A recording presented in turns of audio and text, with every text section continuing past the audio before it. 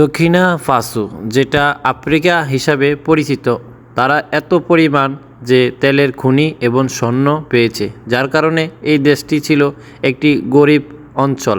সেখানে এখন প্রতিনিয়ত কাজ চলছে, খুব উন্নত, অনেক 5,000 বিল্ডিং নতুন হচ্ছে এবং স্কুল, কলেজ, মাদ্রাসা এবং কৃষি এবং এয়ারপোর্ট, নতুন এয়ারপোর্ট, এভরিথিং মানে সব কিছুর উন্নত তারা পাচ্ছে। তাতে এত পরিমাণ তাদের কাছে এখন অর্থ রয়েছে যে তারা অনেক স্বর্ণের খনি পেয়েছে এবং তেলের খনি দিয়ে তাদের দেশকে এখন এত অন্য অন্য দেশের উপরে থেকেও আরও বিশ্বের অনেকগুলো কান্ট্রিজে তারা খুব সুন্দরভাবে তাদের রাষ্ট্রগুলোকে সুন্দর করতেছে। এবং সৌদি আরবের সরকারও তার দেশে অনেকগুলো মসজিদ করার জন্য অফার দিয়েছে, সেগুলো সে মানা করে দিয়ে বলছে যারা ফিলিস্তিনির অসহায় রয়েছে, শিশু এবং নারী পুরুষ, তাদের পাশে দাঁড়ানোর জন্য।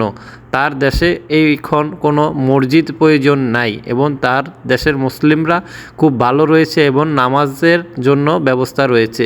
সে এই কথার বলার কারণে পুরো বিশ্বের মধ্যে তাক লেগে গেছে। এই 36 বছরের যুবক একসময় ছিল আফ্রিকার আর্মির ক্যাপ্টেন ছিল, সে এখন দেশের সরকার, তাই উন্নত হচ্ছে।